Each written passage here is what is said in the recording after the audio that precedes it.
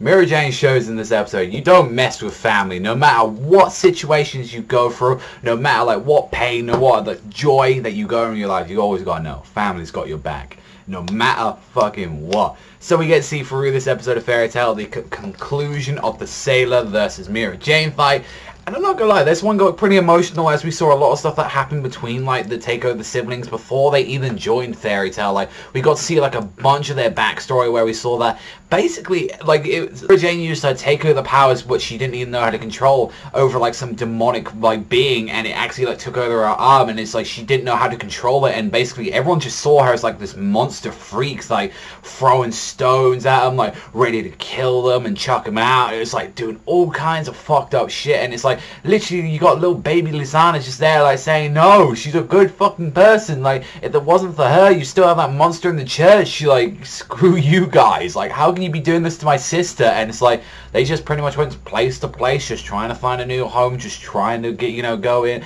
And it wasn't until they actually went up and finally found Fairy Tail that they were actually able to sort of get more control of the powers, and like even Makarov was trying to tell her about them, and they ended up teaching like especially Lisana and Elfman take her the power so she wouldn't feel as bad as like having this arm. And it was like she showed, you know, they cared about it, and it's like they wouldn't mind like looking like freaks as well, like it's as long as they're with their together with their sister. And this is like before like especially like Mirajane was like all into like, you know, super like serious like badass period, because you know there was that time when she was a kid and she was like kind of the badass, but then after like she fought Lisana died, and it was like she was like turned into the nice Mirajane. So I really wanted to see that kind of badass like Mirajane again, but it's like she was pretty much badass enough in this episode that she like took over a part of Seilah, which was like, she's like, no one can do this, no one can take over the Aethelios, like the most powerfulest of all demons. It's like using like her ultimate technique, which is like the demon eyes, which she just got some eyes coming out of their hands and just like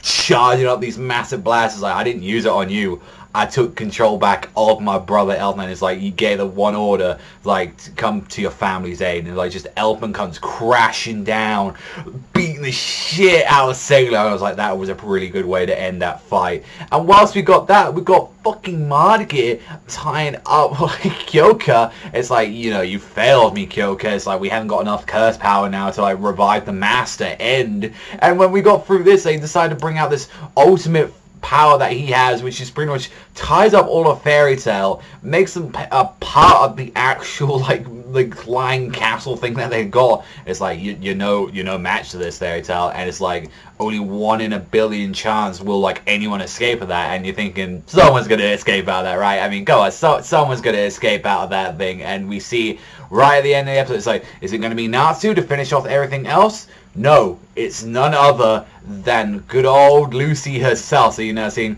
Lucy is now against, let's just remind you who she's against. Kyoka, who she's a bit tied up at the moment. Sailor's defeated. You've got Jackal in there, Tempester. You've got, like, Silver. You've got all these people here that are ready to take down, like, Fairy Tail, that are still good to go, and Lucy's got to go against all of these guys. What the hell is she going to do against this? And it's just like, it's a really good setup for the next episode. It's just to see that, you know, someone in the series that doesn't really get a lot of love, like, throughout it, like, because she's always kind of made look at as a joke, like, oh, like, she's been weak. Now she finally gets to show off, like, why she's, like, a member of Fairy Tail, why she's, like, part of this. And I'm like, I'm really looking forward to the next couple episodes of Fairy Tail, especially next week's one, to see what exactly she's going to be doing. But other than that, yeah, I don't want to spoil too much to you, like anime only watchers, but look forward to a good episode next week. But this one was really good. You know, we got to see the development of like Mirajane and the siblings. We got to see like also as well how Takeover House like evolving even more, and like